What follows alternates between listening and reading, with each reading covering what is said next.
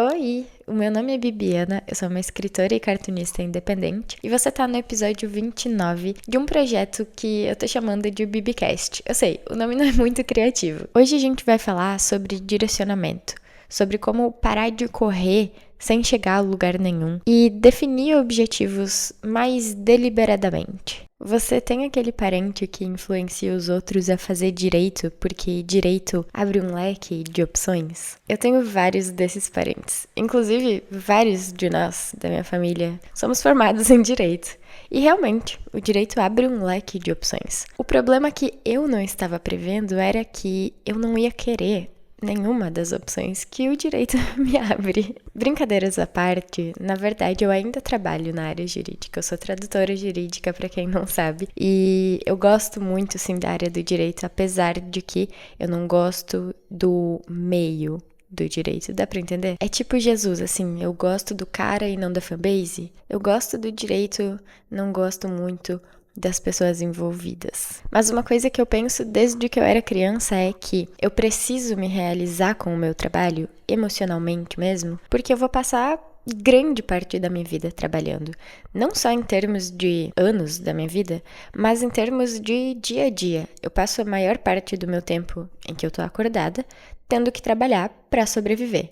Então, que eu trabalhe com algo que eu minimamente gosto de fazer, né? E foi pensando exatamente nisso que eu comecei a ter aquela sensação horrorosa de, meu Deus, eu tô perdida na vida, eu não sei o que fazer, porque o que eu gosto não dá dinheiro, o que dá dinheiro eu não gosto, enfim. Mas aí, quando você tá perdido na vida, atordoado, assim, não sei se você percebe isso, eu tenho a impressão de que a gente começa a tomar decisões meio burras, sabe? A gente tenta o mais rápido possível sair desse estado de caos. Meu Deus, estou perdido, não sei o que fazer. E aí a gente corre pra todo e qualquer lugar que nos ofereça alguma solução, né? E se for uma solução rápida, melhor ainda. E aí, nessas de correr pra todo e qualquer lugar, eu sinto que eu me perdi mais ainda. Eu não estava realizada e eu mal tinha condições de sobreviver também. Mas, quando eu parei de correr, que foi, pra ser muito sincera, foi um momento de desistência, assim, foi tipo, mano, não tá adiantando isso aqui, não tá adiantando. Quando eu parei de correr, foi quando eu consegui, com calma, analisar as coisas com discernimento e pensar: por que eu tô tentando correr pra esse lugar se eu nem quero estar aqui? Se eu nem me realizo nesse lugar? Por que eu tô tentando me infiltrar aqui se eu não dou a mínima para o que está acontecendo aqui? O que eu tô tentando provar? Para quem eu tô tentando provar isso? Porque eu acho que eu tô atrasada, sendo que eu tô vivendo o meu caminho, a minha vida. Não tem ninguém competindo comigo, sabe? Aquele primo que passou no concurso público, ele existe. Ele existe na minha vida real. Mas eu não tô competindo com ele, eu não quero viver a vida dele. E ele definitivamente não quer viver a minha também. Então, o que eu tô fazendo, sabe? Foi esse momento, assim, tipo, cara, não ironicamente, quem me pegou pela mãozinha e me falou assim: ei, vamos parar? Vamos tá parando de correr por nada? Foi uma música do BTS, a música Paradise, em que eles falam: para de correr por nada, meu amigo, literalmente. Aí, eu ouvindo aquela música num dia, detalhe, eu também corro, eu corro recorrentemente, é um hábito que eu tenho desde a minha adolescência.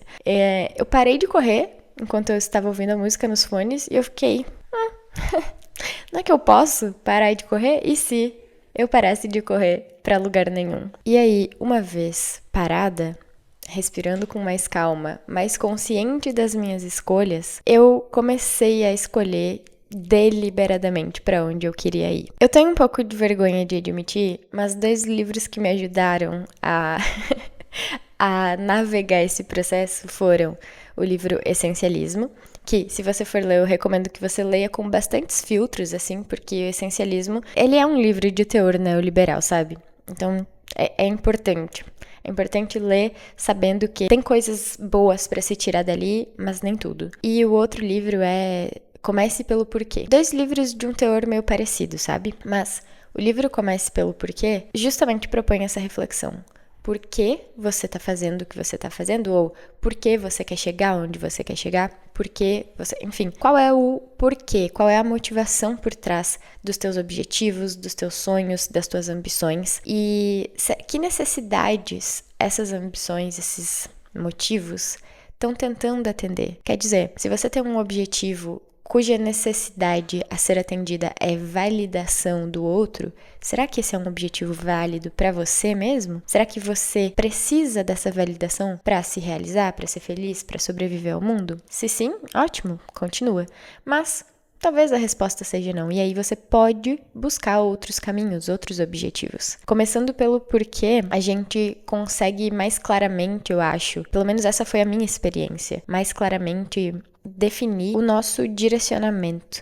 E uma vez direcionados, uma vez tendo um norte para seguir, digamos assim, fica mais fácil também, posteriormente, definir as rotas de ação através das quais a gente vai seguir aquele rumo, aquele destino. Muitos dos discursos com esse teor, assim, autodesenvolvimento, né? Eles ou focam nessa coisa de você tem que ser o melhor, você tem que dar o seu melhor o tempo todo, que é exatamente um conto neoliberal, e eu falei disso no episódio 28, ou eles têm aquele discurso espiritual, de que você vai se alinhar com os teus sonhos e eles vão começar a se materializar na tua realidade. Na prática, no primeiro caso, em que se prega que a gente precisa sempre estar melhorando, sempre, sabe, evoluir aquele 1% todos os dias e tudo mais, a gente não está levando em consideração que a vida, ela não é um processo linear.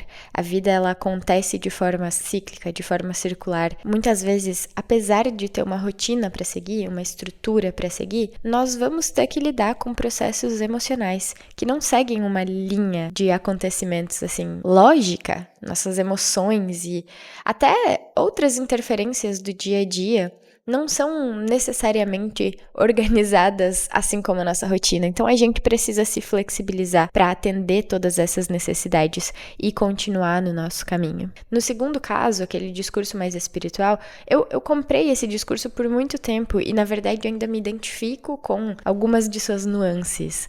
Mas nesse segundo caso também se prega que a solução tá fora, sabe? Ela tá em outro lugar. Não somos nós os agentes que promovem as resoluções de que a gente precisa. Na vida real, nós precisamos ser esses agentes, nós precisamos assumir essas responsabilidades. Então é muito importante ter filtro para consumir qualquer conteúdo de autodesenvolvimento que tenha, assim, essas tendências. Então, quando alguém nos diz assim, por exemplo, você precisa se alinhar energeticamente com os teus sonhos e aí os caminhos vão começar a se abrir, na prática, o que a gente precisa de fato fazer é, sim, nos alinharmos com aquilo que a gente deseja, quer ou precisa, às vezes, e tomar atitudes coerentes com esse alinhamento. Então, parece lógico o que eu tô falando, mas eu acho que no dia a dia a gente acaba se perdendo um pouco nisso. Se eu quero me alinhar com uma realidade, por exemplo, em que eu tenho um corpo saudável, sei lá, esse é o exemplo mais fácil de pensar. No meu dia a dia eu preciso tomar atitudes que sejam coerentes com esse resultado que eu quero. Então, se eu quero um corpo mais saudável, eu preciso, por exemplo, me alimentar com coisas mais saudáveis. Eu preciso movimentar meu corpo, talvez mais do que eu tô movimentando. Ou menos, a depender do que você faz na tua vida. Eu não sei, eu não te conheço. Só que, nesse exemplo mesmo da alimentação, é importante perceber que a gente tem que reconhecer quais são as necessidades individuais a serem atendidas. Por exemplo, se você é uma pessoa que come muita salada, mas ainda assim não tá saudável porque, sei lá, você bebe muito energético, a tua necessidade não é comer mais salada, é beber menos energético. E eu sei que isso parece muito óbvio e muito tipo, nossa, que papinho, mas tenta escalar esse exemplo para outras coisas da tua vida. A gente fala que quer certas coisas, mas aí a gente se alinha com outras na atitude mesmo. Não precisa ser esse papo vibracional, energético. Outro exemplo que eu vejo muito acontecer é as pessoas falarem, eu quero uma pessoa do meu lado, eu quero ter alguém comigo, mas eu quero alguém que seja assim, eu quero alguém que tenha tais qualidades, alguém que saiba ouvir, alguém que não sei o quê. E aí a pessoa, nas atitudes, no dia a dia, tá lá interagindo, trocando mensagem, indo atrás de indivíduos que simplesmente não têm, claramente não têm essas qualidades. Sabe, quando eu li Essencialismo lá em 2016, se não tô enganada, esse livro tem um desenho dentro dele que foi suficiente, assim, valeu a pena comprar o livro por aquele desenho. Essa ilustração mostra que quando a gente tá focado em um objetivo específico, a gente consegue mais rapidamente com mais coerência e despendendo de menos recursos até chegar até aquele objetivo. E ao contrário, quando a gente não tem muita clareza de para onde está indo, a gente acaba despendendo de muita energia, muito tempo, muito recurso, evoluindo pouco em todas as direções que a gente enxerga possíveis naquele momento. E tá tudo bem. Em algum outro episódio eu já comentei que eu acho que esse momento de testar caminhos diferentes também é importante pra gente até ter noção do que ressoa com a gente e do que não, sabe? O que eu gosto, o que eu não gosto, no que eu sou bom, no que eu não sou bom.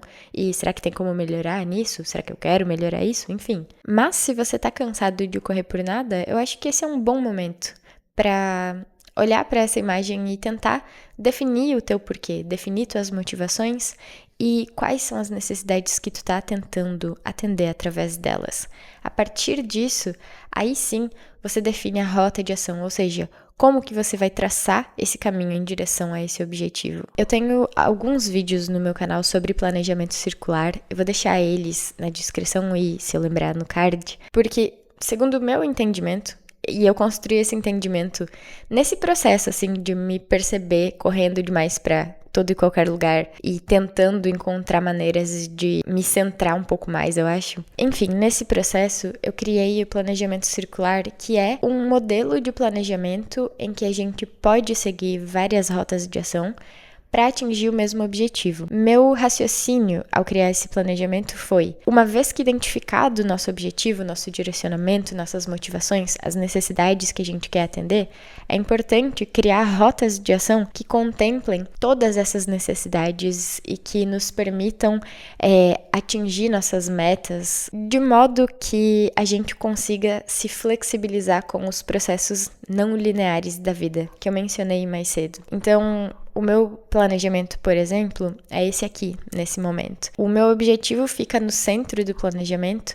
e as rotas de ação estão ali ao redor, né? E aí, olhando superficialmente, dá pra pensar assim, pô, o que fazer yoga tem a ver com esse objetivo que tá ali no centro? E, de fato, diretamente, não existe uma associação entre o meu objetivo e fazer yoga.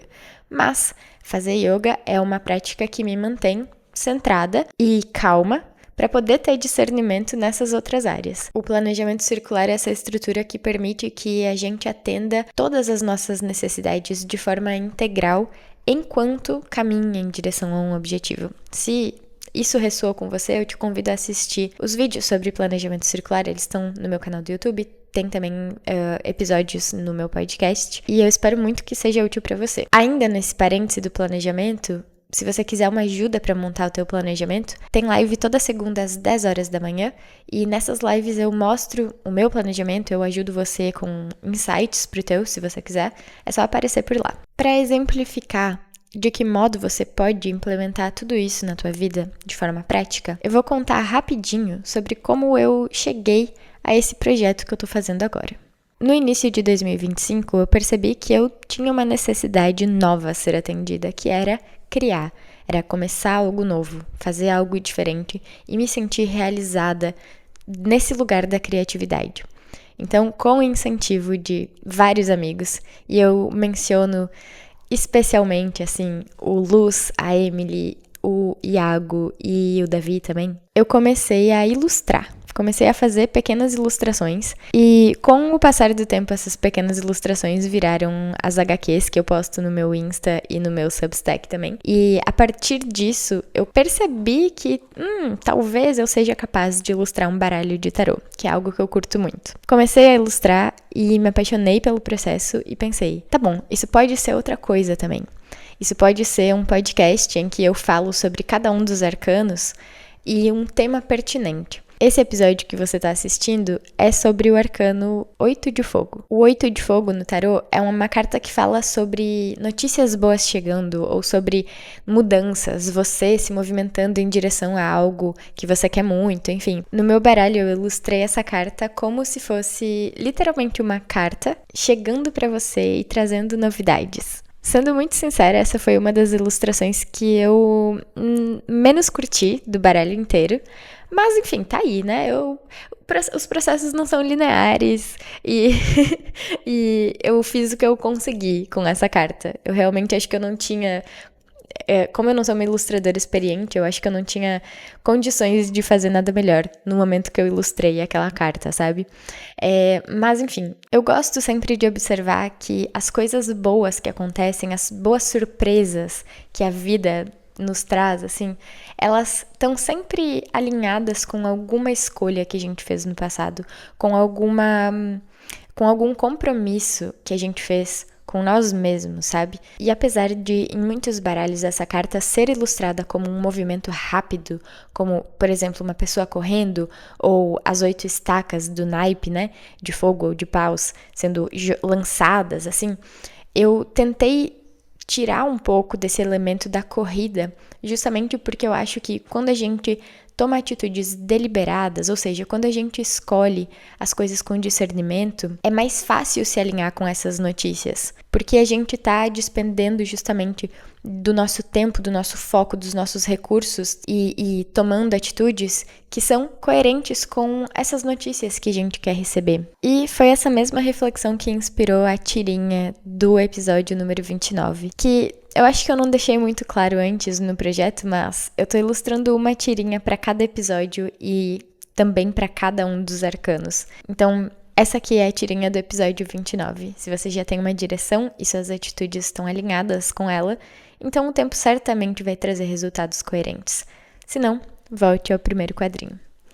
Eu espero que esse episódio faça algum sentido, seja útil para você. Te convido a acompanhar o projeto desde o episódio número 0. Mudar de caminho é sempre uma opção. Você também pode assistir as minhas lives todas as segundas às 10 da manhã, ou então toda terça e quinta às 14 horas. E você também pode se tornar membro aqui do canal para ter acesso à nossa comunidade no Discord. A comunidade no Telegram é aberta para todo mundo e, se eu lembrar, eu vou deixar o link aqui na descrição. Tchau!